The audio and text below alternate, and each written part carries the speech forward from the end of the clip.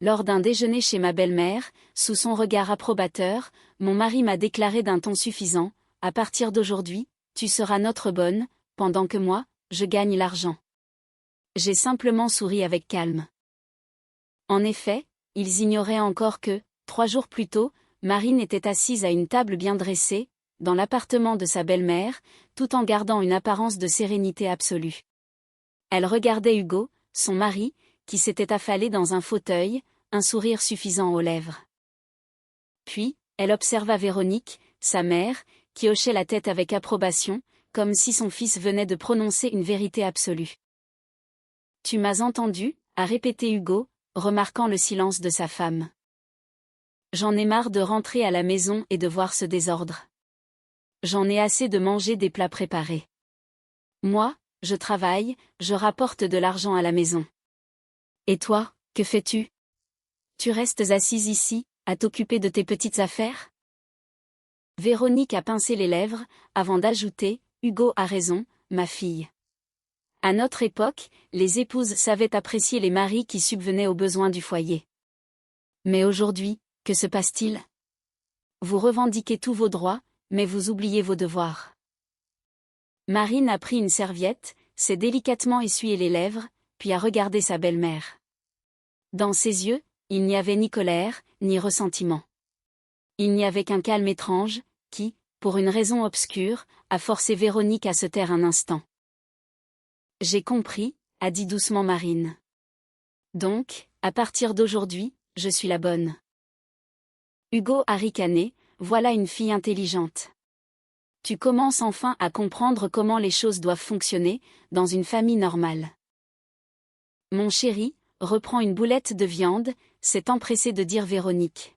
« Je les ai préparées spécialement pour toi. Je sais à quel point tu les aimes. » Marine observait cette scène, en pensant à l'aveuglement de ces deux-là. Comment pouvait-il ignorer que le monde, autour d'eux, avait déjà changé, alors qu'ils continuaient à vivre dans leurs illusions? 3 jours plus tôt, tout s'était mis en place. 3 jours plus tôt, Marine avait reçu une information qui avait bouleversé sa vie, lui donnant ainsi la clé de sa liberté. Bonjour, les amis. Avant de poursuivre notre histoire, n'hésitez pas à nous écrire, dans les commentaires, depuis quelle ville vous nous écoutez, afin que nous puissions mieux connaître notre public. Bonne écoute à tous. Le déjeuner s'est poursuivi, dans son atmosphère habituelle. Véronique ne cessait de resservir son fils, louant ses succès professionnels, se plaignant des voisins, et racontant à quel point il était difficile de vivre seul. Hugo, de son côté, acceptait avec plaisir l'attention maternelle, tout en lançant, de temps en temps, des ordres à sa femme. « Marine, sers-moi du jus. Marine, passe-moi le pain. Marine, débarrasse la table. » Elle exécutait chaque tâche en silence, gardant ce même sourire énigmatique sur le visage. Cela a fini par irriter Hugo. « Pourquoi souris-tu comme ça » a-t-il demandé brusquement. « Ça te fait rire ?» « Non » a répondu Marine. « Je suis juste de bonne humeur. » De bonne humeur, s'est-il moqué. « Bon, finis ton thé, il est temps d'y aller. J'ai encore des choses à faire. » Ils ont pris congé de la belle-mère, qui, en guise d'au revoir, a chuchoté à Marine, « Prends bien soin de mon Hugo, c'est mon fils unique, mon trésor. » « Comptez sur moi » a promis Marine. Sa voix était si sincère que Véronique en fut même émue. Dans la voiture, Hugo a repris sa tirade. « Ma mère est vraiment géniale. À son époque, les femmes connaissaient leur place, pas comme aujourd'hui. Regarde-toi. Tu as 30 ans, et tu n'as rien accompli. Je t'ai fourni un appartement, une voiture, tu as tout. Et toi, que donnes-tu en retour ?» Marine regardait par la fenêtre, observant les immeubles défiler, et gardait le silence. Elle n'avait aucune envie de se disputer. Pas maintenant, alors que tout était déjà décidé. « Je te parle » a haussé le ton Hugo. « Je t'écoute » a-t-elle répondu calmement. « C'est bien ça le problème, tu écoutes, mais tu n'entends rien. » Il a frappé le volant du plat de la main. « À partir de demain, c'est un nouvel ordre. Tu te lèveras à 6 heures du matin, tu me prépareras le petit déjeuner. La maison devra être étincelante. Le dîner sera sur la table à 19 heures. Et fini, les copines, les soirées, ou ce genre de bêtises. C'est clair? Limpide, a répondu Marine. Quelque chose, dans son ton, a poussé Hugo à lui jeter un regard rapide. Mais il n'a rien vu, à part le visage habituel et serein de sa femme. De retour chez eux, Marine s'est dirigée silencieusement vers la chambre, et a sorti un petit dossier de l'armoire. Elle l'a ouvert, parcourant une fois de plus les documents des yeux. C'était là, le moment précis où tout avait basculé. 3 jours plus tôt. C'était un mercredi. Marine s'était rendue dans le cabinet juridique où travaillait son amie Olivia. Elle y était allée simplement pour discuter, boire un café, et s'échapper de la routine domestique. Mais la conversation a pris une tournure inattendue. Marine, tu es au courant que l'appartement, dans lequel vous vivez, est à ton nom, a demandé Olivia, en feuilletant des papiers. Quoi? Marine a même reposé son café sur la table. Comment ça, à mon nom? Eh bien, regarde. Olivia a tourné son écran d'ordinateur vers elle. Tu te souviens, quand vous avez acheté l'appartement, ta grand-mère est décédée, te laissant un héritage. Tu as utilisé cet argent, comme apport initial, n'est-ce pas? Oui, je m'en souviens, a hoché Marine. Hugo a dit que c'était la meilleure chose à faire, que c'était l'argent de la famille. Eh bien voilà, a dit Olivia en pointant l'écran du doigt. L'appartement est entièrement à ton nom. Tu es la seule propriétaire. Le nom d'Hugo n'apparaît nulle part. Marine a senti son cœur s'accélérer. Mais, pourquoi ne me l'a-t-il pas dit? À ton avis, a souri Olivia, avec ironie. Il a tout intérêt à te faire croire que c'est son appartement, qu'il subvient à tes besoins. Alors qu'en réalité, tu vis chez toi, dans ton propre bien. Et la voiture? Olivia a fait quelques recherches dans la base de données. La voiture est aussi à toi, elle a été immatriculée à ton nom, il y a 2 ans. Tu te souviens avoir signé des papiers? Marine s'est souvenue. Hugo lui avait dit, à l'époque, qu'il s'agissait de l'assurance, qu'elle devait simplement signer. Elle lui faisait confiance, et n'avait pas lu ce qu'elle signait. Ça veut dire, a dit lentement Marine, qu'il ne possède absolument rien. Bon, il a son salaire, a haussé les épaules Olivia. Mais l'immobilier, tout est à toi. Et tu sais ce qui est encore plus intéressant? J'ai un peu fouillé sur ses réseaux sociaux. Ton Hugo entretient une correspondance avec une certaine petite dame. Une conversation, disons, très amicale. Elle a montré des captures d'écran à Marine. Son cœur a fait un bond dans sa poitrine. Les messages ne laissaient place à aucun doute. Hugo la trompait, et ce, à en juger par les messages, depuis longtemps et de façon régulière. Je ne sais pas quoi te dire, a dit Olivia, en regardant son amie avec compassion. Mais tu te devais de le savoir. Marine est restée silencieuse, assimilant l'information. Voilà donc la vérité. Toutes ces années, pendant qu'elle s'efforçait d'être une bonne épouse, pendant qu'elle supportait ses caprices et son attitude condescendante, il lui mentait. Il mentait au sujet de l'appartement, de la voiture, il la trompait. Et, par-dessus le marché, il avait l'audace de prétendre qu'il subvenait à ses besoins. Qu'est-ce que tu vas faire? A demandé doucement Olivia. Marine a levé la tête. Un éclat d'acier est apparu dans son regard. Je vais y réfléchir. Mais d'abord, j'ai besoin de tous les documents. Tout ce qui prouve mon droit de propriété, et toutes les preuves de son infidélité. Je vais tout te rassembler. Et aussi, si tu décides de divorcer, je connais une excellente avocate, a hoché Olivia. Marine s'est levée, a serré son amie dans ses bras, et a quitté le bureau. 3 jours plus tôt, sa vie avait basculé. 3 jours plus tôt, elle avait découvert la vérité. Et pendant 3 jours, elle était restée silencieuse, observant son mari et sa mère échafauder des plans, pour faire d'elle leur servante. Maintenant, assise dans la chambre, avec le dossier entre les mains, Marine souriait. Que Hugo et sa mère savourent leur triomphe.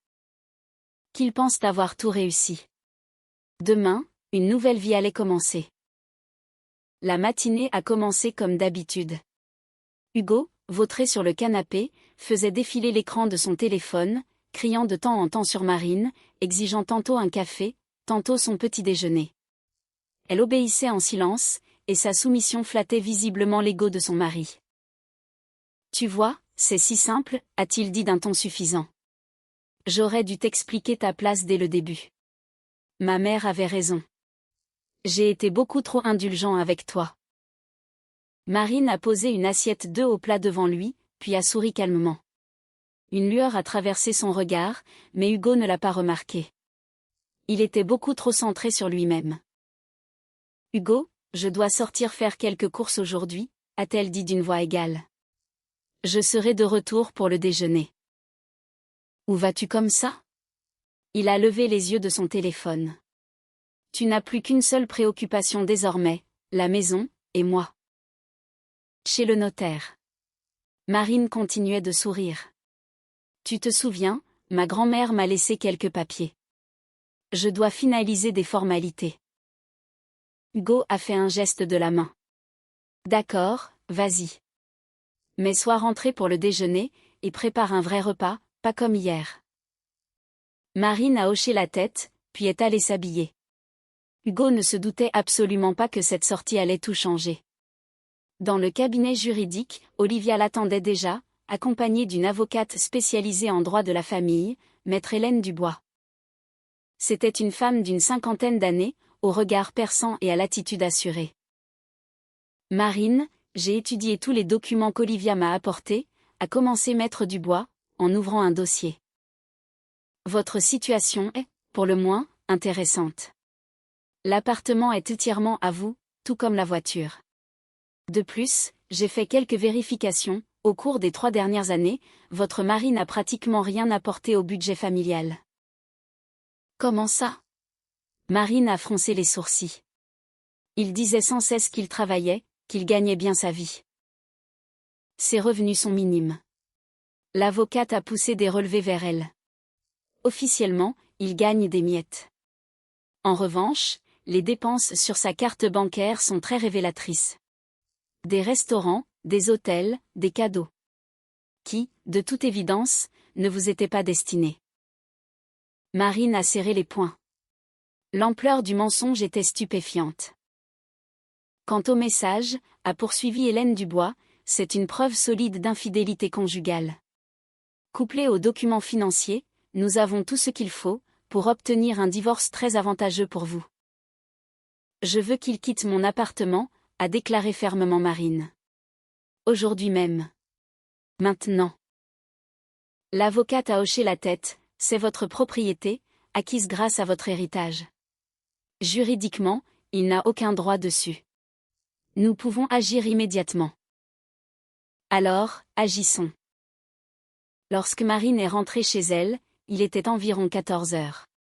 Hugo était toujours assis au même endroit, sur le canapé, ayant déjà eu le temps d'appeler sa mère, pour se plaindre que sa femme n'avait toujours pas préparé le déjeuner. « Ah, te voilà, » a-t-il marmonné. « Où est le repas ? Je meurs de faim. » « Le déjeuner va venir, » a répondu calmement Marine. « Mais d'abord, il faut qu'on parle. » « De quoi encore ? » Il a posé son téléphone, contrarié. Marine a sorti le dossier de documents, puis l'a posé sur la table. « Du fait que tu vas faire tes valises, et quitter cet endroit aujourd'hui. » Hugo a éclaté de rire. « Tu as complètement perdu la tête ? C'est mon appartement. » Non, Hugo. C'est mon appartement, acheté avec l'argent de l'héritage de ma grand-mère. Voici les documents, tu peux vérifier par toi-même.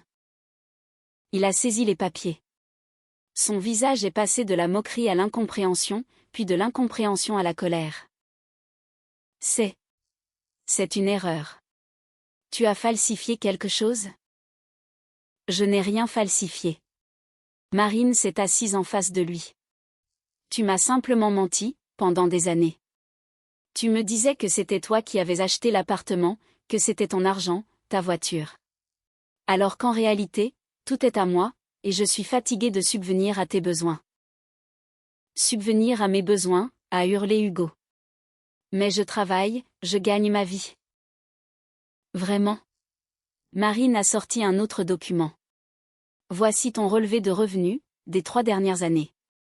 Un peu plus de 1200 € par mois. C'est tout ce que tu gagnes. Et pourtant, tu mènes la grande vie. Oui. Des restaurants, des cadeaux. Mais pas pour moi. Hugo a pâli. Tu m'as fait suivre? Je n'ai pas eu besoin de te suivre.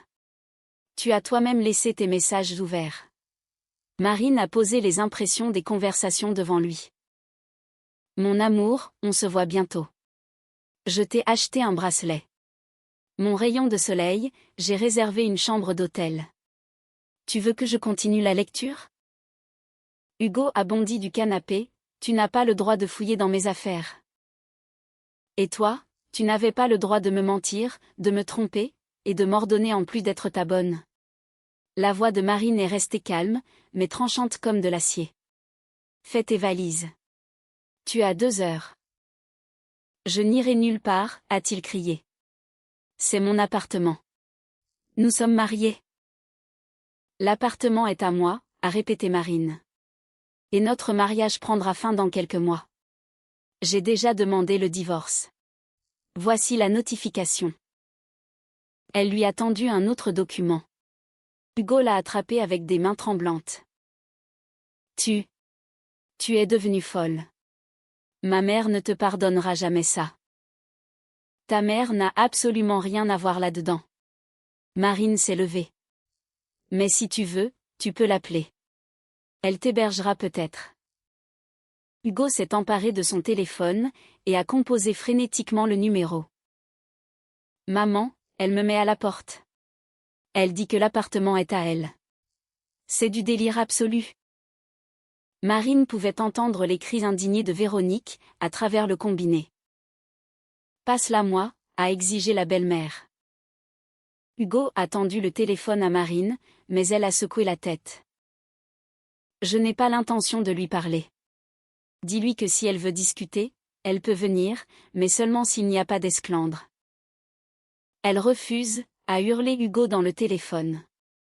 Maman, viens s'il te plaît. Elle a complètement perdu la tête.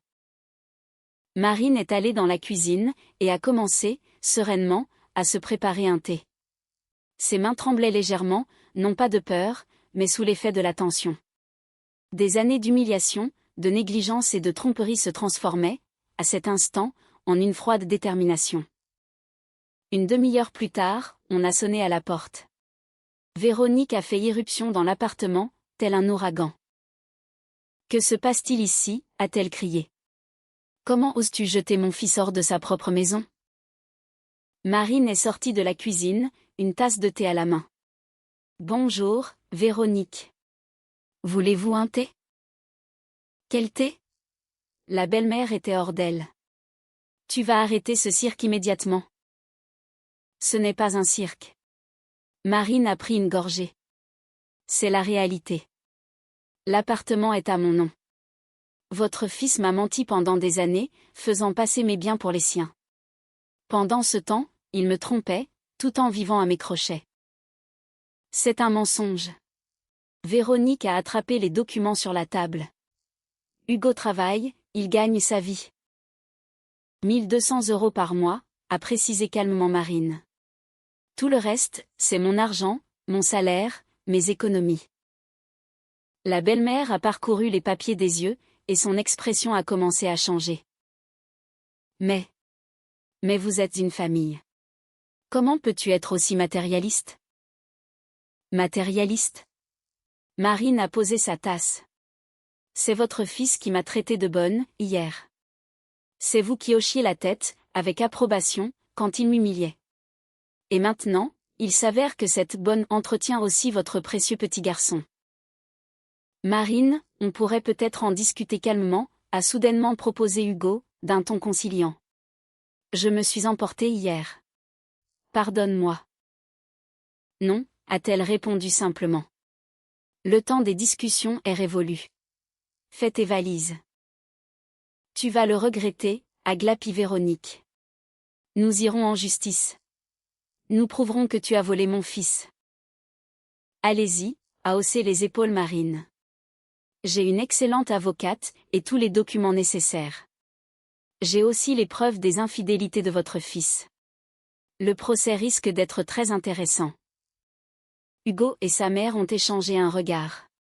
Pour la première fois depuis des années, Marine voyait de la confusion dans leurs yeux. Hugo, il te reste 1h30, lui a-t-elle rappelé.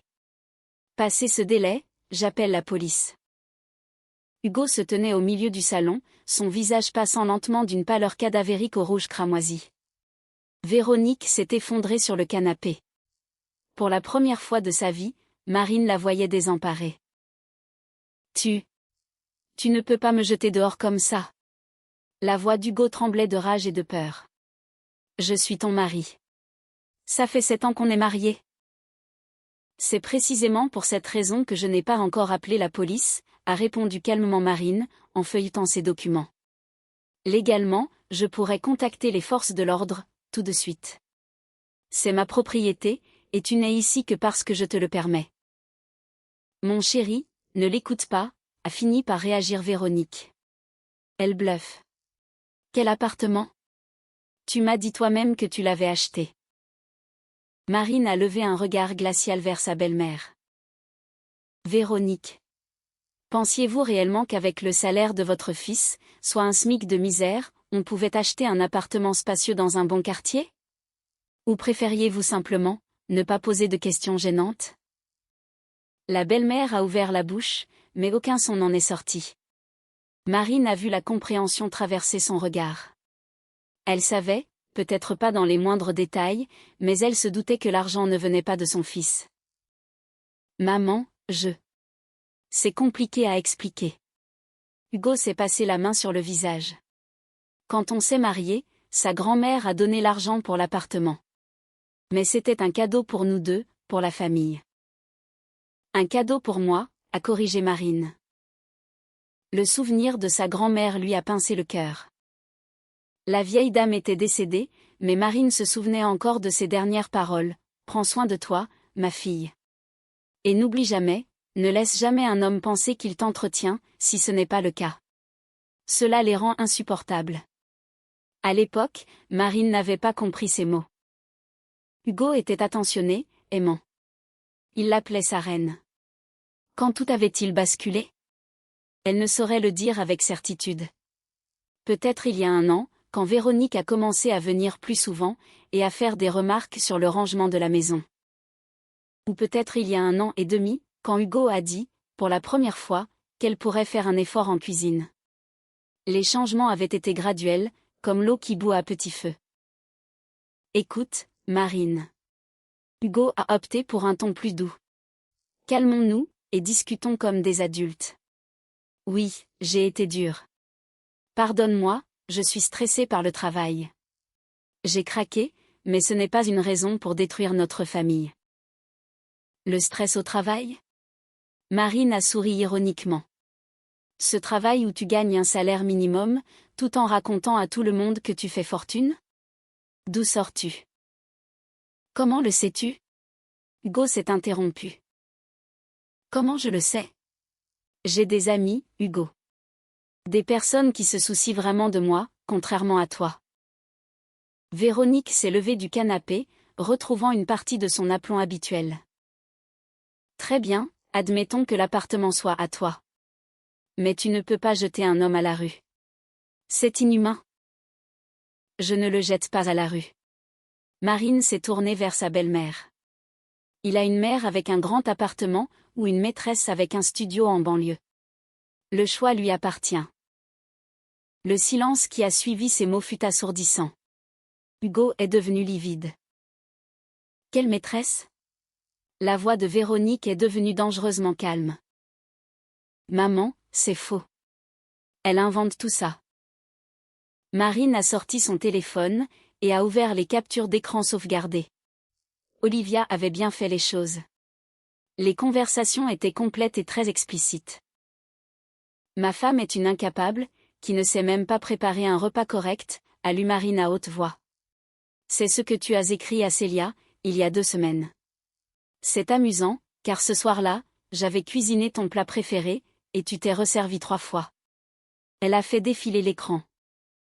Bientôt, je lui dirai la vérité, qu'elle n'est ici que pour faire le ménage et la cuisine. Il faut qu'elle connaisse sa place. C'était il y a 5 jours. Tu as vraiment répété cette scène avec elle? Hugo a tenté d'arracher le téléphone des mains de Marine, mais elle a reculé. Je te le déconseille. Sa voix est devenue implacable. Toutes les preuves sont déjà chez mon avocate. Ce ne sont que des copies. Hugo. La mère a prononcé le prénom de son fils avec une dureté qu'elle ne réservait qu'au moment de grande colère. Explique-moi immédiatement ce qui se passe. Maman, Ce n'est pas ce que tu crois. Et qu'est-ce que je suis censée croire? Véronique s'est levée, et Marine a remarqué, avec surprise, que la colère de sa belle-mère n'était pas dirigée contre elle, mais contre son propre fils. Tu m'as raconté, pendant des années, que tu entretenais ta femme. Que tu avais acheté un appartement, et qu'elle vivait à tes crochets. Mais c'était le cas, a crié Hugo avec désespoir. Je gagnais ma vie. 1200 €, a répété Marine. Pendant que moi, j'en gagnais 4500. Et je payais toutes les factures, les courses. Sans parler de ta voiture. Ma voiture? Hugo l'a dévisagée. Oui, elle est aussi à mon nom. Les clés, s'il te plaît. Elle a tendu la main. Hugo a machinalement fouillé dans sa poche, avant de s'arrêter. Non, c'est allé trop loin. La voiture est à moi, c'est moi qui la conduis. C'est ma voiture, a répété patiemment Marine. Tu n'as aucun droit dessus. Donne-moi les clés. Tout de suite. Mais comment je vais aller travailler, moi? En métro. Comme des millions d'autres personnes qui ne gagnent pas des 1000 et des 100. Véronique s'est rassise sur le canapé. C'était la première fois que Marine la voyait aussi perdue, semblant avoir vieilli de 10 ans en quelques minutes. Alors, tout ce temps, a murmuré la belle-mère. Tous ces discours sur sa réussite, sur le fait qu'il subvenait aux besoins de sa famille, que des mensonges, a terminé Marine à sa place. Tout ce que nous avions, l'appartement, la voiture, les meubles, les vacances. Tout a été payé avec mon argent. Il a simplement fait semblant que c'était grâce à lui. J'ai travaillé, a haussé le ton Hugo. J'ai ramené de l'argent à la maison. 1200 €, a répété Marine pour la 3e fois. Et c'était à peine suffisant pour couvrir tes dépenses personnelles. Tes cigarettes, tes bières avec tes amis, tes séances de sport. Tu te souviens de tes plaintes? Sur le fait que je dépensais trop pour les courses? Et pendant ce temps, tu t'achetais un abonnement dans une salle de sport UP, à 150 € par mois.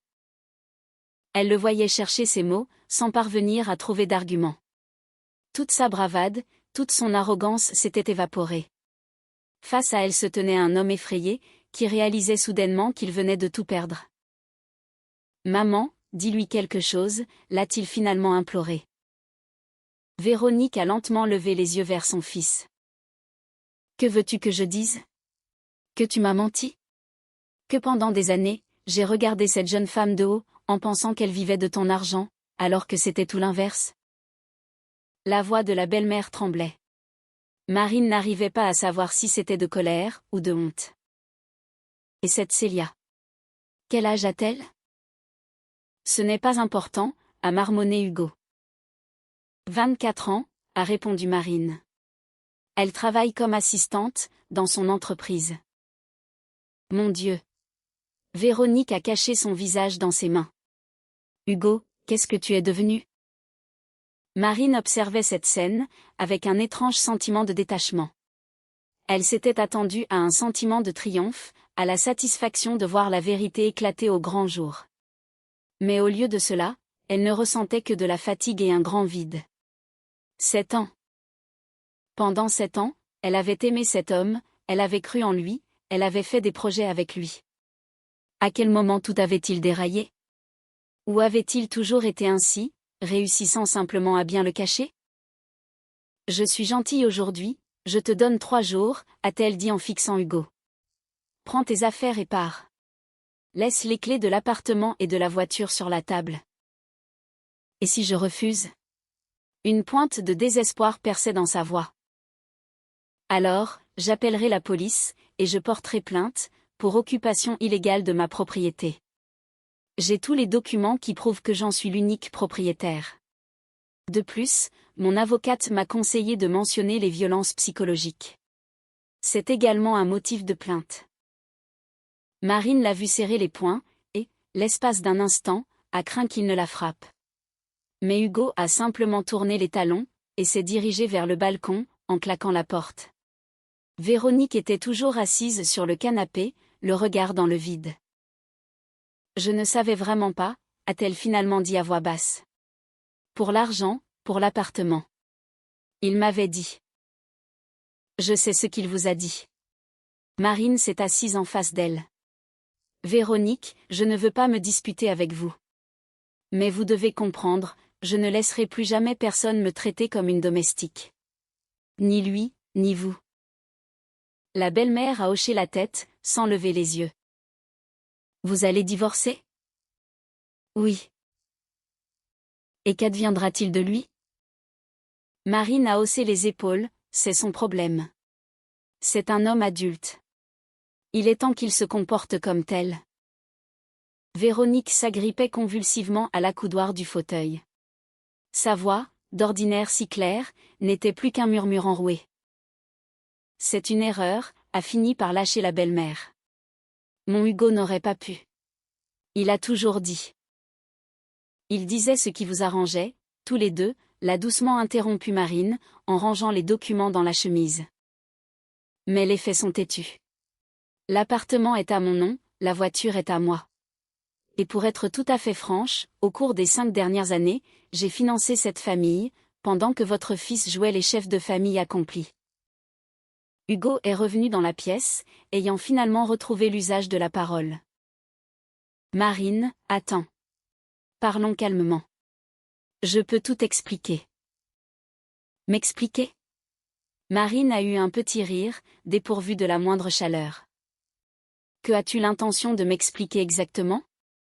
Comment tu as dépensé mon argent, avec ta maîtresse de 24 ans? Ou comment tu m'as menti, à moi et à ta mère, au sujet de celui qui ramenait vraiment l'argent, dans ce foyer? Marine a sorti un autre document du dossier, et l'a posé sur la table. Voici la demande de divorce. Je la déposerai demain matin. J'ai aussi fait la liste de toutes nos dettes communes.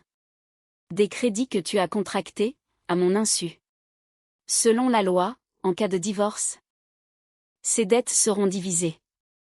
Cependant, comme les biens principaux m'appartiennent et ne sont pas des biens communs, tu hériteras exactement de la moitié des dettes, et de rien d'autre. Hugo a pâli encore davantage. Quelle dette? De quoi parles-tu? 3 crédits, pour un montant total de 35 000 €, a énuméré Marine calmement. L'un d'eux devait servir aux travaux de l'appartement, qui n'ont jamais été faits. Le deuxième était soi-disant pour la voiture, qui, comme nous l'avons vu, est à mon nom et payé avec mon argent. Quant au troisième, je ne sais pas exactement à quoi il a servi, mais je soupçonne que c'était pour payer le loyer de Célia, et ses cadeaux. Je n'ai souscrit à aucun crédit, a tenté de contester Hugo, bien que sa voix manque singulièrement de conviction. Marine a sorti les relevés bancaires. Voici ta signature, voici les dates, voici les motifs des prêts. Tout est à ton nom, Hugo. Je n'avais simplement jamais vérifié auparavant, parce que je te faisais confiance. Mais il y a 3 jours, Olivia a examiné tous les documents. Et tu sais ce qui est le plus fascinant? Tu m'as inscrite comme co-emprunteur, en falsifiant ma signature. C'est une infraction pénale. Un lourd silence est tombé sur la pièce. Véronique s'est enfoncée un peu plus dans son fauteuil. Toute son agressivité s'était envolée. Hugo restait là, la bouche entr'ouverte, incapable de formuler une phrase. Néanmoins, je ne porterai pas plainte à la police, a poursuivi Marine après une pause. À une condition. Tu déménages d'ici 3 jours, tu signes les papiers du divorce sans faire de scandale ni émettre de réclamation, et nous nous séparons à l'amiable. Je prendrai les dettes à ma charge. Après tout, une partie de cet argent a servi à notre vie commune. Mais en échange, tu renonces à toute prétention sur l'appartement, la voiture, ou quoi que ce soit d'autre. C'est du chantage, a râlé Hugo. C'est une proposition, l'a corrigé Marine. Tu peux refuser. Dans ce cas, j'irai voir la police, pour falsification de signature. J'entamerai une procédure de divorce contentieuse, et je demanderai des dommages et intérêts, pour infidélité et détournement de fonds familiaux. À toi de choisir. Hugo a regardé sa mère, en quête de soutien, mais Véronique a détourné les yeux. Pour la première fois depuis qu'elle la connaissait, Marine voyait sa belle-mère l'air complètement perdue et démunie. D'accord, a fini par articuler Hugo. Je vais partir. Mais j'ai besoin de temps pour trouver un logement. 3 jours, a répété Marine, inflexible. Tu peux toujours aller vivre chez ta mère, ou chez ta petite Célia, puisque vous êtes si proches. Ne prononce pas son nom, s'est emporté Hugo. Pourquoi donc? Marine a haussé un sourcil. Tu ne t'es pas gêné pour prononcer le mien, lorsque tu m'as traité de domestique, devant ta mère. Véronique a pincé les lèvres pour former une ligne fine, mais n'a pas répondu. Marine a pris son sac, et s'est dirigée vers la sortie. Sur le pas de la porte, elle s'est retournée. N'oublie pas de laisser les clés sur la table, en partant. Je changerai les serrures, le lendemain de ton départ. Et une dernière chose, Hugo. Sa voix est devenue encore plus dure. Si tu essaies d'emporter quoi que ce soit de cet appartement, en dehors de tes effets personnels, j'appellerai immédiatement la police.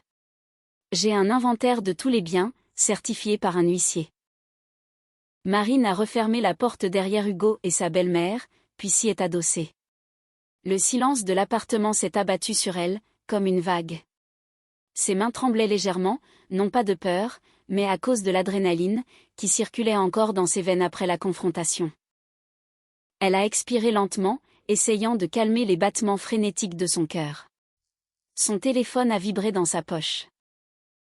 Olivia, alors, comment ça s'est passé?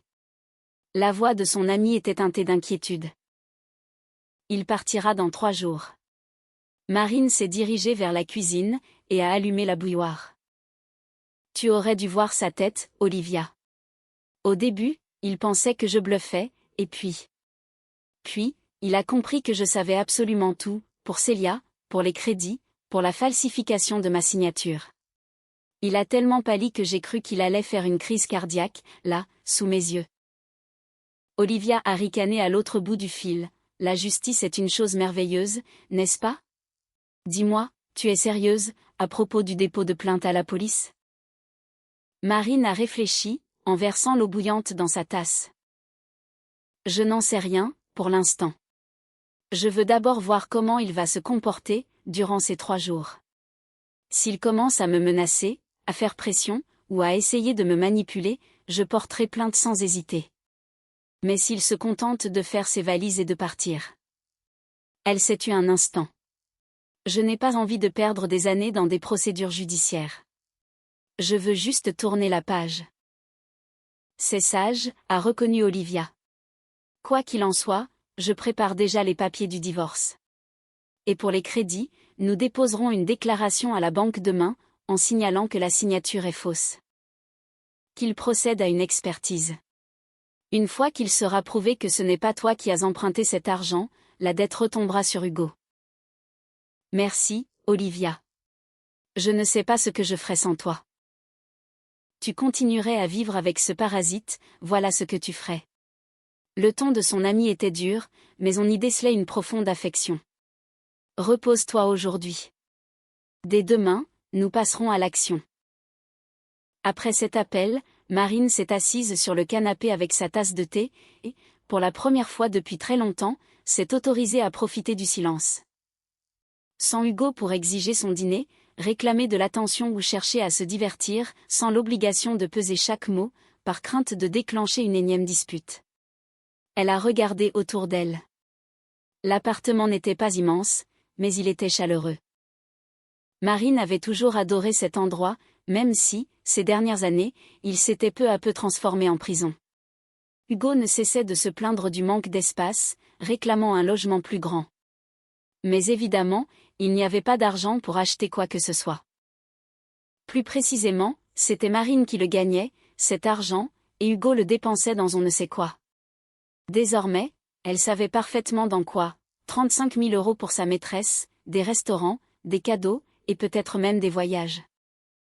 Marine s'est remémoré ses déplacements professionnels, de plus en plus fréquents ces derniers mois. Des négociations importantes, des rencontres avec des clients, des séminaires de formation. Et elle y croyait. Elle lui préparait des repas pour le trajet, repassait ses chemises, lui souhaitait bonne chance. Quelle idiote elle avait été! Le téléphone a de nouveau sonné. Cette fois-ci, c'était un numéro inconnu. Marine a froncé les sourcils, et a décroché. Allô, c'est Marine. La voix de la femme au bout du fil était hésitante, jeune. Le cœur de Marine a raté un battement. Elle a immédiatement compris, c'était Célia. Une pause a suivi, puis la voix s'est fait entendre, tout doucement. Oui, j'ai besoin de vous parler. Marine a senti la tension s'emparer à nouveau d'elle. Que lui voulait la maîtresse de son mari? S'excuser, se justifier, ou peut-être la menacer? Je vous écoute. Elle s'est efforcée de garder un ton calme et ferme. Pas par téléphone. Pourrions-nous nous rencontrer, demain après-midi, dans un café? Vous connaissez celui près de la fontaine du quartier? Dans quel but? Célia est restée silencieuse un moment, puis a soufflé. Parce que je suis enceinte. Hugo m'a dit aujourd'hui que je devais me débarrasser de cet enfant, parce qu'il a des problèmes avec sa femme. Je veux connaître la vérité. Le monde a vacillé autour d'elle. Marine a fermé les yeux, essayant de digérer la nouvelle. Enceinte. La maîtresse de son mari était enceinte de lui, et il voulait qu'elle avorte. Très bien, a-t-elle entendu sa propre voix prononcée, comme venant de très loin. Je serai là demain, à 14 h. La conversation terminée, Marine a posé son téléphone sur la table, le regard fixé dans le vide. Le thé, dans sa tasse, avait refroidi depuis longtemps. Dehors, le crépuscule s'installait, mais elle n'a pas bougé pour allumer la lumière. Enceinte. Avec Hugo, ils avaient essayé d'avoir un enfant, lors de leurs 2 premières années de mariage. Marine avait passé des examens, pris des vitamines, calculé les jours propices. En vain. Les médecins leur avaient assuré que tout allait bien pour tous les deux. Qu'il fallait simplement du temps, et moins de stress. Puis, Hugo s'était soudainement désintéressé de la question, affirmant qu'ils étaient encore jeunes, qu'ils avaient tout le temps, et qu'il fallait d'abord asseoir leur situation financière. Pendant ce temps-là, il fréquentait déjà Célia, et voilà qu'elle était enceinte. Marine ne savait pas ce qu'elle ressentait, de la douleur, de la colère, ou le soulagement de ne pas avoir eu d'enfant, avec cet homme-là. Un mélange de tout cela, sans doute. Elle s'est levée, a allumé la lumière, et s'est dirigée d'un pas ferme vers la chambre. Si Hugo avait 3 jours pour faire ses valises, elle se donnait 3 jours pour reprendre le contrôle de sa vie. Marine a ouvert l'armoire, et a commencé à sortir méthodiquement les affaires d'Hugo, les entassant dans des cartons. Costumes, chemises, jeans. Tout volait dans les boîtes en carton, pêle-mêle. Elle travaillait vite, de façon mécanique, s'interdisant la moindre réflexion. Une fois l'armoire vidée, elle est passée à la salle de bain. Son rasoir, son déodorant, son gel douche. Tout a fini dans un sac. Sa brosse à dents a terminé sa course dans la poubelle. Il n'aurait qu'à s'en acheter une nouvelle. Vers minuit, l'appartement avait changé d'aspect. Toutes les traces de la présence d'Hugo étaient soigneusement emballées et empilées près de la porte d'entrée. Marine a contemplé le résultat de son travail, ressentant une étrange satisfaction. Elle a pris une douche, a enfilé son pyjama préféré, et s'est couchée. Pour la première fois en 7 ans de mariage, elle dormait seule. Pas parce que son mari était en voyage d'affaires ou retenu au travail, mais parce qu'elle en avait décidé ainsi. Le sommeil est venu étonnamment vite. Le matin l'a accueillie avec les rayons du soleil, filtrant à travers les rideaux. Marine s'est réveillée avant que son réveil ne sonne, et est restée un moment allongée, fixant le plafond. Aujourd'hui, elle devait rencontrer Célia. Elle s'est levée, s'est préparé un petit déjeuner composé d'une omelette et d'un jus d'orange pressé. Pas en coup de vent, comme d'habitude. Elle s'est assise à table, et a mangé lentement, savourant chaque bouchée. À 9 heures, Olivia l'a appelée, pour fixer un rendez-vous à la banque, à 11 heures. Marine a revêtu un tailleur strict, qui lui donnait toujours de l'assurance, et s'est mise en route pour régler le problème des crédits. À la banque, un conseiller, un jeune homme d'une trentaine d'années, les a reçus. Olivia a exposé la situation de manière claire et professionnelle, fournissant les documents, ainsi que les copies des contrats de prêt, avec une signature que Marine n'avait formellement pas apposée. Il nous faudra procéder à une expertise graphologique, a déclaré le conseiller, en examinant attentivement les papiers. Cela prendra du temps, entre 2 semaines et 1 mois.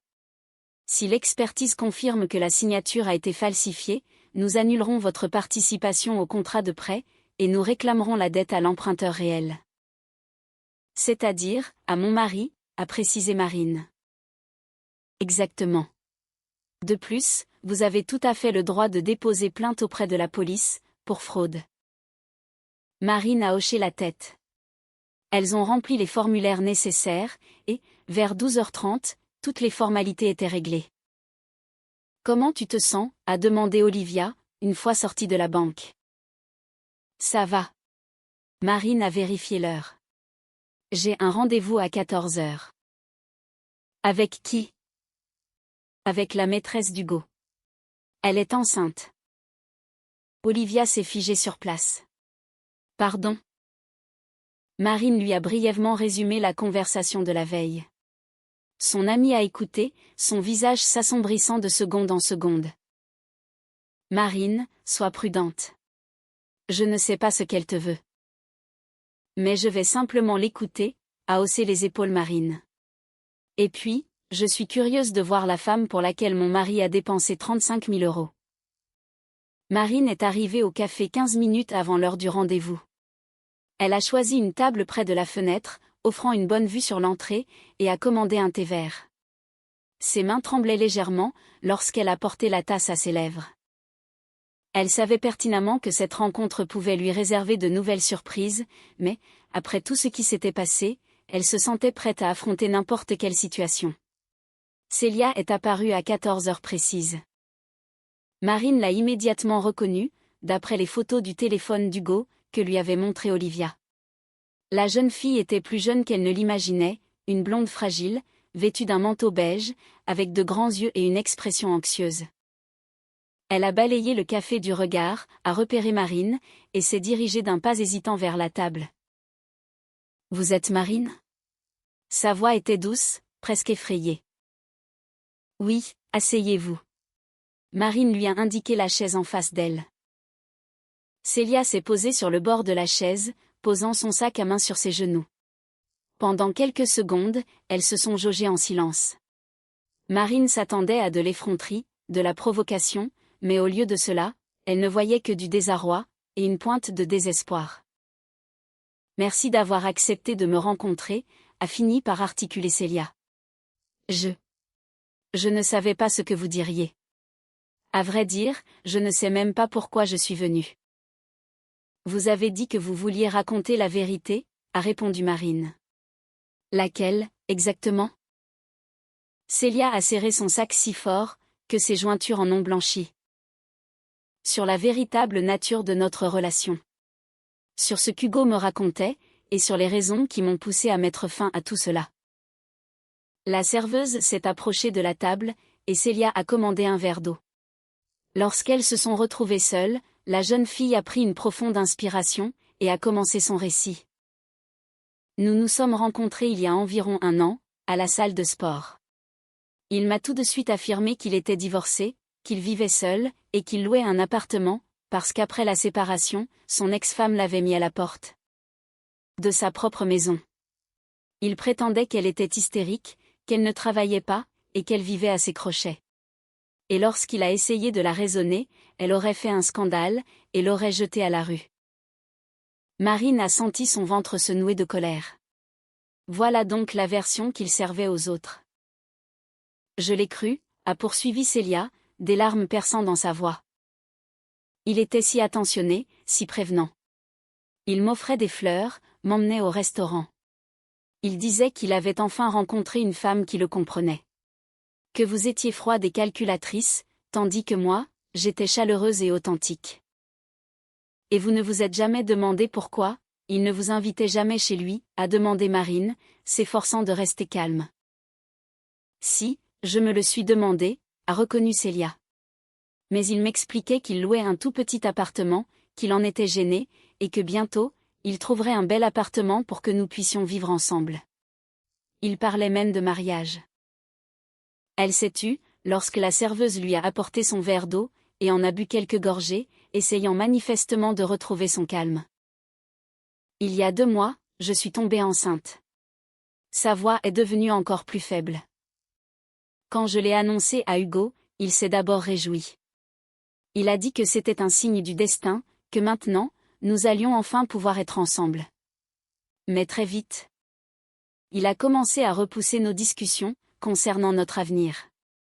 Tantôt, il n'y avait pas d'argent pour le mariage, tantôt il y avait des problèmes au travail, ou autre chose.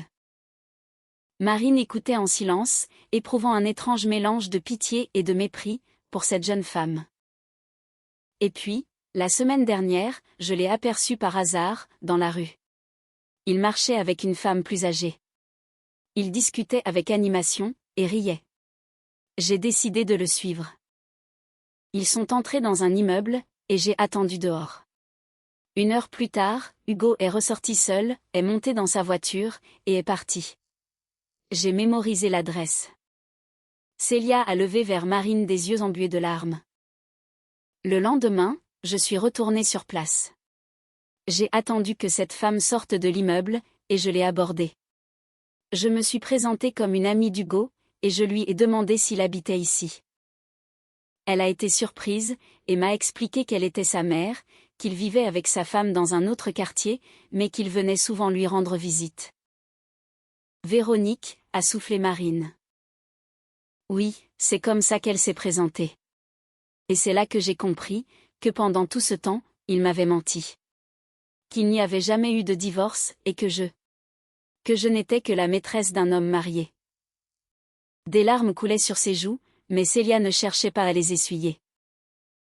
Je l'ai appelé pour régler mes comptes, et exiger des explications. Au début, il a essayé de nier, puis il s'est mis en colère. Il m'a dit que c'était de ma faute. Que j'avais été stupide d'y croire. Qu'il n'avait jamais eu l'intention de divorcer, ni de m'épouser. Et que pour l'enfant, je devais m'en débarrasser, parce qu'il n'en voulait pas.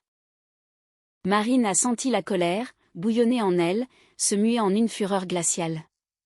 Elle savait pertinemment qu'Hugo était égoïste et menteur, mais ce qu'il avait fait à cette jeune femme dépassait toutes ses attentes. « Et vous avez décidé de tout me raconter ?» a-t-elle demandé. Oui. Célia a enfin essuyé ses larmes. Parce qu'hier, j'ai appris autre chose. J'ai appelé son entreprise, et j'ai demandé au comptable de m'aider avec des documents, pour la banque. J'ai prétexté qu'Hugo m'avait demandé de me renseigner sur le montant exact de son salaire. On m'a annoncé le montant, 1 200 €. Elle a eu un rire amer. Tous ces mois, il m'emmenait dans de bons restaurants, m'offrait des cadeaux. Il m'a même loué un studio, quand je lui ai annoncé que j'étais enceinte. Je le prenais pour un cadre qui réussissait bien, avec un salaire confortable. Mais en réalité, il dépensait l'argent d'une autre. Votre argent. Marine s'est adossée à sa chaise. Voilà donc où passait cette partie de son salaire, qu'Hugo mettait prétendument de côté, pour leurs vacances. Pourquoi avez-vous décidé de tout me dire, lui a-t-elle demandé. Vous auriez simplement pu disparaître de sa vie. Célia a levé les yeux vers elle, et Marine y a lu de la détermination. Parce que je veux qu'il paie pour tout ça. Pour ses mensonges, pour ses tromperies, et pour avoir brisé ma vie. Je suis prête à témoigner, si vous demandez le divorce. Je suis prête à tout raconter devant le tribunal. J'ai nos conversations, j'ai les additions des restaurants, j'ai le bail de l'appartement, qu'il a signé. Elle a sorti une pochette de son sac, et l'a déposée sur la table. Tout est là. Toutes les preuves qu'il vous a trompé, qu'il a dépensé votre argent pour sa maîtresse, qu'il a menti, et qu'il a manipulé son monde. J'ai rassemblé tout ça ces derniers jours. Je veux qu'il reçoive ce qu'il mérite. Marine a ouvert la pochette, et a parcouru les documents des yeux. En effet, tout y était. Des captures d'écran, des messages où Hugo promettait de se marier, et faisait des projets d'avenir, des notes de restaurant hors de prix, le bail de l'appartement au nom de Célia, mais avec la signature d'Hugo, en tant que garant et payeur. Et l'enfant, a murmuré Marine. Célia a posé la main sur son ventre. Je vais le garder, quoi qu'il arrive. C'est mon enfant, et je m'en sortirai seule. Mais Hugo paiera une pension alimentaire. J'ai déjà consulté un avocat. Après la naissance, je lancerai une procédure de reconnaissance de paternité, et je demanderai une pension. C'est le moins qu'il puisse faire, pour assumer ses actes. Marine a regardé cette jeune fille, et a vu en elle cette force, qu'elle-même n'avait trouvée que quelques jours auparavant. Célia était aussi une victime d'Hugo, mais elle n'avait pas l'intention de conserver ce rôle. Merci, a déclaré Marine, en refermant le dossier. Cela va beaucoup m'aider. Mon avocate sera ravie d'avoir autant de preuves à sa disposition. Il y a autre chose. Célia a de nouveau fouillé dans son sac, pour en sortir une clé USB. Voici les enregistrements de nos conversations. Ces dernières semaines, j'ai enregistré tout ce qu'il disait. Y compris la conversation, où il exigeait que j'avorte, et où il m'avouait que je n'étais qu'un passe-temps. Marine a pris la clé USB. Ses mains ne tremblaient plus. Elle se sentait envahie par une certitude froide, réalisant qu'elle détenait désormais tout le nécessaire pour qu'Hugo récolte exactement ce qu'il avait semé. Vous savez, a-t-elle dit, lorsque vous m'avez appelé, je ne voulais pas vous rencontrer. Je pensais qu'il s'agissait d'une énième tentative d'Hugo de me manipuler à travers vous. Mais maintenant, je suis heureuse d'être venue. Moi aussi. Célia a esquissé un léger sourire, pour la première fois. Vous savez ce qui est le plus blessant? Je l'aimais vraiment. Je croyais à chacun de ses mots. Et lui, il a juste joué avec moi, comme avec un simple jouet. Avec moi, il a joué pendant 7 ans de mariage, a répondu doucement Marine. Mais le jeu est terminé. Marine est rentrée chez elle le cœur lourd. Cette rencontre avec Célia venait de bouleverser toute la vision qu'elle avait de ces 2 dernières années de mariage. Elle a ouvert la porte de l'appartement, et a découvert Hugo, étalé sur le canapé, son téléphone à la main, comme si de rien n'était. « Tu as fini de faire tes cartons ?» a-t-elle demandé calmement, en retirant son manteau. Hugo n'a même pas levé la tête. « Marine, arrête ce petit théâtre. Je ne partirai pas. C'est mon appartement. C'est ici que je vis. » Notre appartement, l'a-t-elle corrigé. Enfin, plutôt le mien. Et il te reste 2 jours. Il s'est enfin arraché à son écran, et l'a regardé avec agacement. Tu es sérieuse? Ma mère avait bien raison. Tu as pris la grosse tête. Tu crois que sous prétexte qu'il y a des bouts de papier à ton nom, tu peux faire ta loi? Je vais te traîner en justice, et prouver que ce sont des biens communs. Marine s'est rendue dans la cuisine, et s'est servi un verre d'eau. Ses mains tremblaient légèrement, mais elle s'efforçait de garder le contrôle. Hugo, l'appartement a été acheté avec mon argent, provenant de l'héritage de ma grand-mère. J'ai tous les justificatifs. Nous n'avons pas de contrat de mariage, mais ce bien immobilier ne relève pas de la communauté de biens. N'importe quel avocat te le confirmera. Va au diable, a-t-il aboyé en bondissant du canapé. J'ai bossé pour toi pendant 7 ans, j'ai fait vivre cette famille, et maintenant tu décides de me virer, espèce d'ingrate. Elle a lentement posé son verre sur la table, et s'est tournée vers lui. Tu as fait vivre cette famille, Hugo? Je sais très bien combien tu gagnes. 1200 €. Toutes nos dépenses, les travaux, les meubles, les vacances. C'est moi qui ai tout payé. Et ce n'est pas tout, a poursuivi Marine d'un ton imperturbable. J'ai rencontré Célia aujourd'hui. Une fille charmante. Quel dommage que tu te sois comporté ainsi avec elle. D'ailleurs, elle m'a transmis toutes vos conversations. Des photos, des reçus. C'est très touchant de voir que tu l'emmenais dans les mêmes restaurants où tu m'emmenais autrefois. Avec mon argent, bien sûr. Hugo s'est laissé tomber sur une chaise, se passant la main sur le visage. Qu'est-ce que tu veux? De l'argent? Je te rembourserai tout ce que j'ai dépensé. Avec quoi? Elle a levé un sourcil. Tu as aussi 35 000 € de crédit sur le dos, avec ma signature falsifiée. Il s'est figé, les poings serrés, puis a tourné les talons brusquement et s'est dirigé vers la chambre. Marine l'a entendu claquer la porte, puis un bruit sourd a retenti. Il avait manifestement frappé dans un meuble. Elle a sorti son téléphone, et a mis fin à l'enregistrement. Olivia lui avait appris bien des choses au cours de ces 3 derniers jours, tout documenter, conserver des preuves, ne pas céder à l'émotion. Marine s'est assise sur le canapé, et a senti la tension commencer à se relâcher. Son téléphone a vibré. Un message d'Olivia, ça va? Tout va bien. Demain, on lance la procédure de divorce. Bien sûr, j'ai déjà préparé tous les documents. À 9 h, à mon bureau. Ensuite, nous irons au tribunal. Merci pour tout. De rien. Tu as bien fait de ne pas baisser les bras. Beaucoup de femmes auraient pardonné, et auraient continué à croupir dans ce bourbier. Marine est restée pensive. C'était vrai. Une semaine plus tôt, elle aurait probablement pardonné. Elle aurait cru à son repentir, à ses promesses de changement. Elle aurait continué à tirer cette charrette, en se persuadant que c'était le lot commun du mariage. Mais quelque chose s'était brisé, à l'instant même où il l'avait traitée de bonne, sous le regard approbateur de Véronique. À cet instant, elle avait compris, ce n'était pas une famille, c'était une illusion, pour laquelle elle payait un prix bien trop élevé. La porte de la chambre s'est ouverte. Hugo est sorti, un sac à la main. Je vais chez ma mère, a-t-il marmonné, sans la regarder. Très bien, a répondu calmement Marine. Mais laisse les clés. Quoi? Les clés de l'appartement. Laisse-les sur le meuble de l'entrée. Il est resté planté là, serrant la lanière de son sac, et elle pouvait lire en lui la lutte entre son ego et la dure réalité. Il a fini par extirper un trousseau de clés de sa poche, et l'a jeté sur le meuble dans un tel fracas, que Marine en a sursauté. Tu vas le regretter, a-t-il sifflé entre ses dents. Peut-être, a-t-elle acquiescé, mais certainement pas autant que je regrette de t'avoir épousé. Il a claqué la porte si fort que les vitres des fenêtres ont tremblé.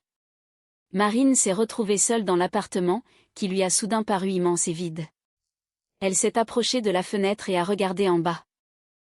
Hugo est sorti de l'immeuble, a balancé son sac dans le coffre de la voiture, cette même voiture qui était également à son nom à elle, et a démarré en faisant crisser les pneus. Marine est retournée sur le canapé, a serré un coussin contre elle, et, pour la première fois en 3 jours, s'est autorisée à pleurer. Non pas par apitoiement, ni par regret, mais simplement de fatigue. Par soulagement. Parce que le pire était désormais derrière elle. Le téléphone a vibré à nouveau. Marine, c'est Célia. Je vous remercie de m'avoir écouté aujourd'hui. Je vous rappelle que, si vous avez besoin d'un témoignage pour le tribunal, je suis prête à vous aider. Il ne doit pas s'en tirer à si bon compte, après avoir menti et manipulé tout le monde. Marine a regardé le message, et a souri à travers ses larmes. Peut-être que tout n'était pas si noir. Peut-être que de ce cauchemar émergerait quelque chose de positif, ne serait-ce qu'une leçon pour l'avenir. Elle a tapé sa réponse. Merci, Célia. Si vous avez besoin d'aide, n'hésitez pas à me contacter. Et oui, votre témoignage pourrait s'avérer très utile. Marine a essuyé ses larmes, s'est levée et s'est dirigée vers la cuisine, pour se préparer un dîner rien que pour elle. Et la sensation était étrangement agréable. Marine s'est réveillée tôt le lendemain matin, dans le silence de l'appartement. Elle s'est préparé un café, et s'est assise près de la fenêtre, son téléphone à la main. L'appareil a vibré. Marine, c'est Célia. Pouvons-nous nous voir aujourd'hui? J'ai quelque chose d'important à discuter de vive voix. Marine a hésité un instant, mais les informations que Célia lui avait déjà fournies étaient inestimables pour son dossier.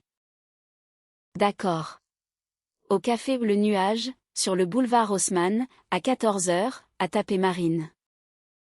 La réponse fut immédiate, merci. J'y serai. Il restait quelques heures avant la rencontre, et Marine a décidé de s'occuper des tâches qu'elle repoussait depuis des mois. Elle a trié l'armoire, jetant sans la moindre pitié le reste des affaires d'Hugo, qu'il n'avait pas eu le temps de récupérer. De vieux t-shirts tachés, des chaussettes trouées, une eau de Cologne bon marché, tout est passé à la poubelle.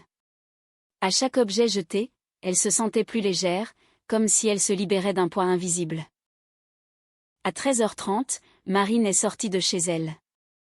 La ville automnale l'a accueillie avec une pluie fine et un vent glacial, mais cela n'a en rien entamé sa bonne humeur. Elle portait un nouveau manteau, acheté la veille, tout simplement parce qu'il lui plaisait. Un luxe qu'elle ne s'était pas permis depuis des années, s'efforçant d'économiser sur le budget commun. Le café était à moitié vide. Célia était déjà installée à une table près de la fenêtre, triturant nerveusement une serviette en papier. En apercevant Marine, elle s'est levée brusquement, avant de se rasseoir maladroitement. La jeune femme semblait pâle et épuisée. Les cernes sombres sous ses yeux trahissaient des nuits sans sommeil. « Merci d'être venue », a murmuré Célia, lorsque Marine s'est assise en face d'elle. « Que voulais-tu aborder avec moi ?» Marine a préféré aller droit au but. Célia a pris une grande inspiration, en posant les mains sur son ventre, qui ne trahissait pas encore sa grossesse. J'ai consulté un avocat. Célia a sorti une chemise cartonnée de son sac. Il m'a confirmé que je pouvais demander une pension alimentaire, dès la naissance. Et je tiens aussi à vous informer d'une chose, je suis disposée à témoigner, non seulement au sujet de notre liaison, mais aussi sur la façon dont Hugo me parlait de ses crédits. Marine s'est redressée, son attention soudainement captivée. Transmets tout cela à mon avocate, a déclaré Marine, en lui tendant la carte de visite d'Olivia. Elle prendra contact avec toi, et formalisera ton témoignage comme il se doit. Je ferai tout ce qu'il faut, a affirmé Célia d'une voix résolue. Il s'est servi de nous deux, de vous pendant des années, et de moi pendant des mois. Je refuse qu'il échappe à ses responsabilités. Elles sont restées encore une demi-heure au café. Marine écoutait, et à chaque phrase, la situation devenait plus limpide. Hugo n'était pas seulement un mari infidèle et menteur, il était aussi un redoutable manipulateur. Il avait passé des années à se construire une image de réussite, tout en agissant comme un parasite, se nourrissant des ressources d'autrui. Le lendemain, alors que Marine rentrait du travail, une voix familière l'a interpellée. En se retournant, elle a vu Véronique. La belle-mère paraissait vieillie, le visage émacié, mais dans son regard brûlait toujours la flamme habituelle d'une indignation vertueuse. « Marine, nous devons parler », a déclaré la femme, en lui barrant la route. « Je n'ai rien à vous dire, Véronique », a rétorqué calmement Marine, en essayant de la contourner.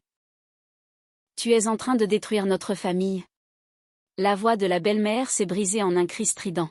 « Hugo est mon fils unique. Comment peux-tu lui faire une chose pareille ?»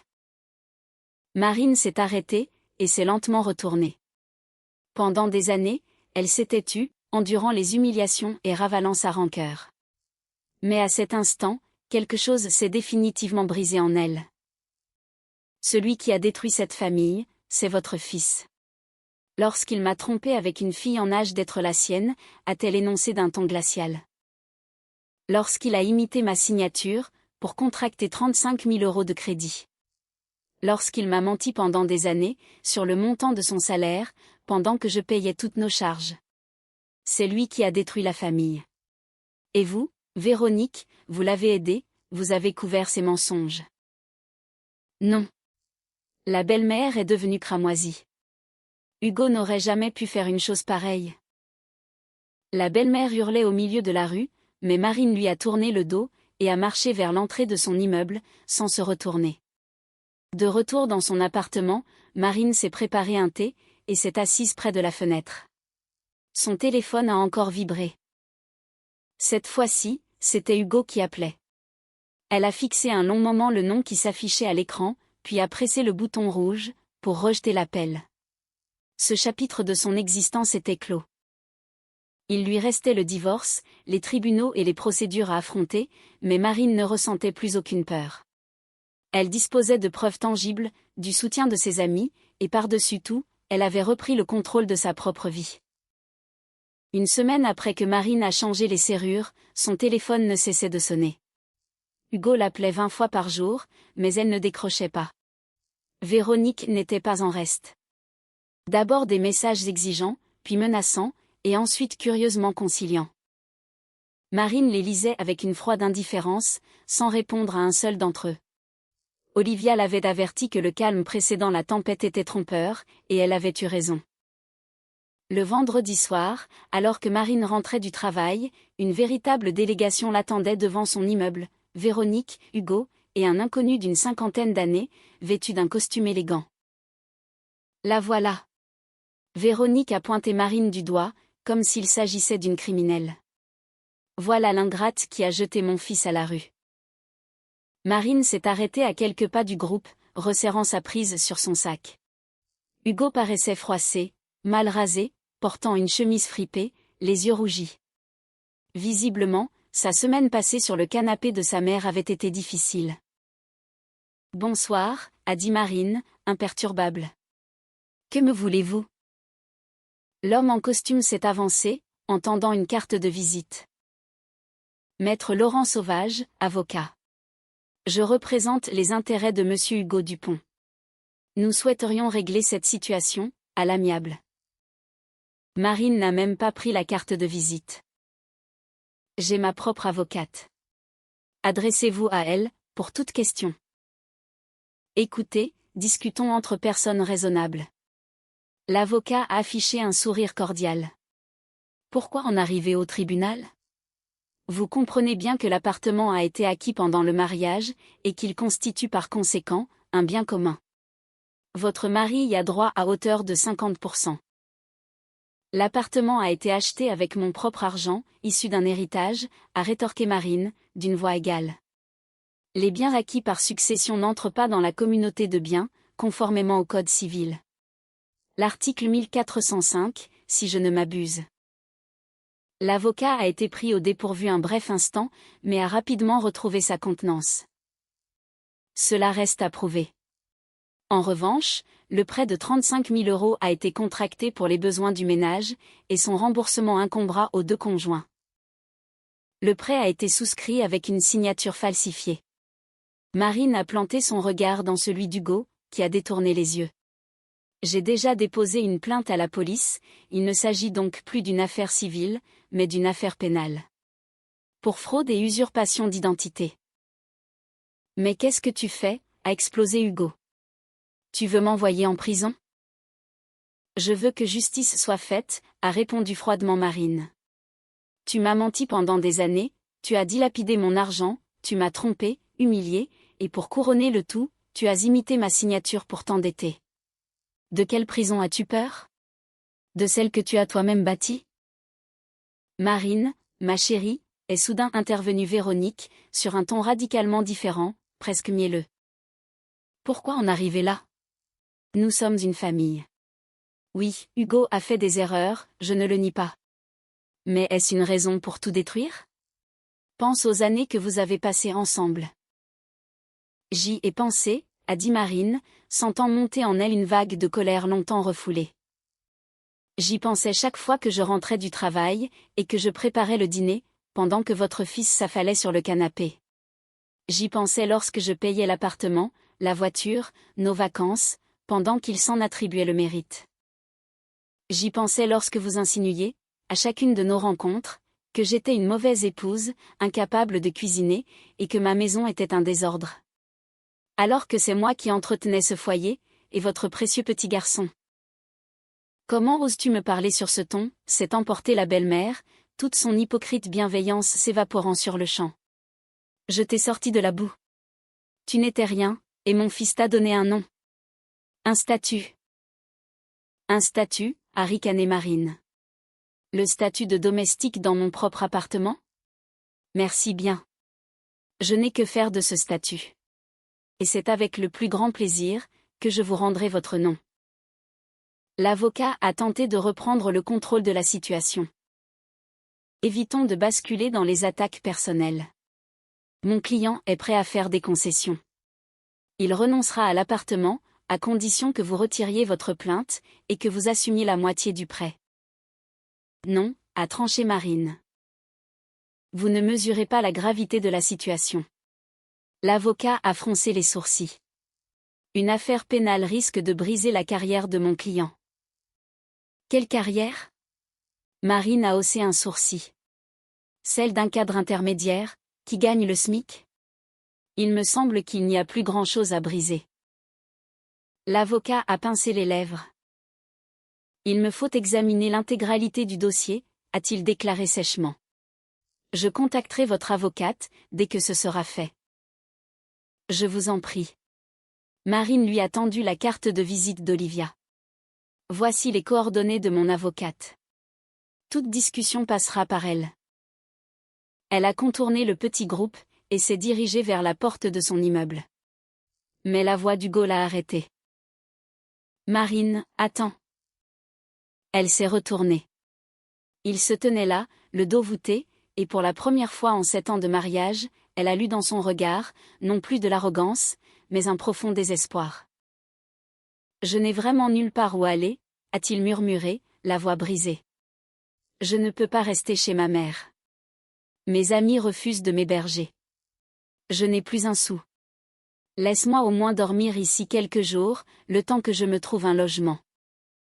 Marine l'a longuement dévisagé. Autrefois, elle avait aimé cet homme, cru en leur avenir, rêvé d'enfants et d'une famille heureuse. Et lui, il avait tout piétiné, pour satisfaire son propre ego et des plaisirs éphémères. Non, a-t-elle simplement répondu. Tu as fait ton choix. Maintenant, assumant les conséquences. Célia t'accueillera peut-être, ou bien ta mère te fera de la place sur son canapé. Mais tu ne feras plus jamais partie de ma vie. Jamais. Elle s'est détournée, et est entrée dans le hall de l'immeuble, sans un regard en arrière. Ses mains tremblaient un peu, lorsqu'elle a appuyé sur le bouton de l'ascenseur, mais une étrange sensation de délivrance l'envahissait. Pour la première fois depuis des années, elle ne se sentait pas coupable, ne se justifiait pas, ne cherchait pas à arrondir les angles. Elle s'était simplement défendue, et c'était ce qu'il fallait faire. Dans son appartement, Marine s'est préparé un thé, s'est assise près de la fenêtre, et a baissé les yeux vers la rue. Hugo, sa mère et l'avocat étaient toujours devant l'immeuble, engagés dans une discussion animée. Véronique faisait de grands gestes, Hugo tentait de s'expliquer, et l'avocat s'efforçait de les calmer. Le téléphone de Marine a vibré. Un message d'Olivia, comment vas-tu? J'ai cru comprendre qu'il y avait un comité d'accueil en bas de chez toi.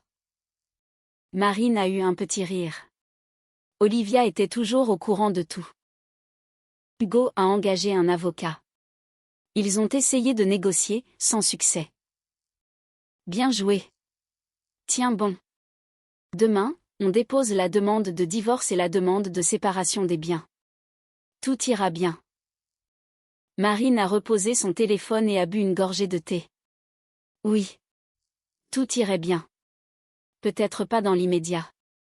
Il faudrait sans doute affronter des procès et des démarches administratives, mais elle avait accompli l'essentiel, elle s'était réapproprié le droit de vivre sa propre vie. Et plus jamais personne ne la traiterait de bonne, dans sa propre maison. Marine était assise dans le bureau d'Olivia, triant une liasse de documents entre ses mains. Dehors, une fine pluie d'octobre tombait. Les gouttes glissaient sur la vitre, telles des larmes qu'elle n'avait plus l'intention de verser. Bon, Olivia a poussé un nouveau dossier vers elle, concernant les crédits. L'expertise a confirmé que la signature figurant sur les contrats était falsifiée. La banque a déjà déposé plainte auprès de la police. L'ouverture d'une enquête pénale n'est plus qu'une question de jours. Marine a hoché la tête, ressentant un vide étrange à l'intérieur d'elle-même. Elle s'attendait à éprouver une joie mauvaise, ou du moins une certaine satisfaction. Mais au lieu de cela, elle n'éprouvait qu'une profonde fatigue. 10 ans de relation, 10 ans d'illusion, réduits en poussière en l'espace de quelques jours. Et pour le divorce, a-t-elle demandé doucement. La demande a été déposée. Au vu des circonstances, adultère, faux en écriture, et l'absence d'enfant commun, la procédure sera très rapide. Tu seras libre. Ce mot résonnait en elle, à la fois effrayant et séduisant. Marine s'est passé la main sur le visage, pour chasser la vague d'émotions qui l'envahissait. Elle a posé le dossier, et a regardé par la fenêtre. La pluie s'était intensifiée. L'eau ruisselait à flots sur la vitre. Et que va-t-il se passer pour l'enfant, a-t-elle demandé, dans un murmure. Celui qu'attend Célia. Olivia a haussé les épaules, sans indifférence, mais avec une lucidité un peu lasse. Elle est déjà suivie, elle a fait toutes les analyses nécessaires. Elle demandera une pension alimentaire, juste après la naissance, ainsi qu'une reconnaissance de paternité devant le tribunal. Elle a les enregistrements, où on entend clairement Hugo lui dire. Débarrasse-toi de ça, je n'ai pas le temps pour un gosse. Ce sera un argument de poids, pour le juge. S'ajoutent à cela ces messages, où il qualifie l'enfant de problème. Généralement, un juge ne pardonne pas ce genre de comportement. Marine a lentement acquiescé. Il finirait donc par payer, au moins financièrement. Il paiera avec son argent, ses nerfs, et sa réputation, a poursuivi Olivia. Une affaire pénale pour falsification de signature, ce n'est pas à prendre à la légère. Même s'il obtient du sursis, il aura un casier judiciaire. Et avec un casier? À son âge et avec son niveau d'études, il ne retrouvera jamais de poste correct. Il devra se contenter du SMIC jusqu'à sa retraite, s'il parvient seulement à garder un emploi. Marine est restée silencieuse un long moment, avant de demander timidement. Et moi, est-ce que je serai obligée de lui verser quoi que ce soit, après tout ça? Olivia a secoué la tête. Non, l'appartement et la voiture sont tes biens propres. Il n'y a pratiquement aucun bien commun, car l'essentiel des investissements venait de ton côté. Les crédits, assortis de ta fausse signature, lui retomberont exclusivement dessus. Si tu le souhaitais, tu pourrais même faire une demande reconventionnelle, pour lui réclamer une partie des charges, des impôts fonciers, et des frais d'entretien de la voiture, pour ces dernières années. Mais honnêtement, à ta place, je ne le ferais pas. Considère que c'est le prix à payer pour ta liberté. Le prix le plus élevé, mais aussi l'investissement le plus rentable. Marine a esquissé un léger sourire. Pour la première fois depuis des jours, ce sourire n'était pas forcé. Tu sais, je pensais qu'une fois que tout serait terminé, je ressentirais un immense triomphe. Mais en réalité, je me sens juste soulagée. Comme si j'avais enfin pu expirer, après avoir retenu mon souffle, pendant une éternité. Olivia a tendu la main par-dessus le bureau, pour serrer la sienne. C'est ça, le véritable triomphe, Marine. Ce ne sont ni les cris, ni l'humiliation de ton ex. Ce ne sont pas ses larmes, ni le fait de le voir ramper à tes pieds. Le vrai triomphe, c'est ce moment précis. Quand tu es assise là, et que tu réalises que tu n'as plus à faire semblant, à subir, à te justifier, ou à te priver, pour qu'il puisse mentir en toute tranquillité. Tu es juste là, et tu respires. Elles sont restées encore quelques instants en silence. Puis Marine s'est levée. Je vais rentrer. J'ai envie de trier enfin ce placard. Il me semble qu'il y reste encore une boîte, avec mes anciennes photos et mes journaux intimes. J'ai envie de regarder le visage de cette jeune fille, qui a un jour cru qu'il était quelqu'un de bien, et qu'il était simplement fatigué par le travail. Olivia a eu un petit rire, et que vas-tu lui dire, à cette jeune fille? Marine a réfléchi. Je lui dirai, tu avais raison. Il a vraiment été un homme bien, pendant les 6 premiers mois. Et ensuite, tu as tout simplement refusé, pendant très longtemps, de voir qu'un homme bien ne se comporte pas de cette manière. Elle a pris son sac, a fait ses adieux à Olivia, et est sortie sous la pluie. De retour chez elle, Marine est effectivement montée sur un tabouret, pour atteindre le haut de son placard. Elle y a trouvé une vieille boîte à chaussures, recouverte d'autocollants pour enfants. Elle l'a ouverte. Son mariage. Leur premier voyage à la mer. Elle riait aux éclats. Il l'enlaçait par derrière. Il y avait d'un vrai sourire, et une véritable tendresse dans son regard. Marine a longuement observé cette photo, puis l'a soigneusement remise à sa place, avant de refermer la boîte. Elle ne l'a pas jetée. Elle l'a simplement rangée un peu plus loin, comme on referme un chapitre achevé. Le lendemain, elle a acheté un billet d'avion pour un pays étranger. Pas pour toujours, juste pour 2 semaines. Simplement pour découvrir ce que l'on ressentait à se réveiller sans sentiment de culpabilité, libéré des attentes d'autrui, sans avoir à justifier où l'on allait, ni à quelle heure on comptait rentrer. Alors qu'elle passait l'enregistrement à l'aéroport, l'écran de son téléphone s'est allumé, annonçant un message d'un numéro inconnu. Marine, c'est Véronique. Hugo est à l'hôpital. Il a bu pendant plusieurs jours, sans s'arrêter. Il m'a demandé de te transmettre qu'il implore ton pardon. Il dit qu'il a tout compris, mais qu'il est trop tard. Marine a lu le message, est restée pensive un instant, puis a répondu par une seule et courte phrase.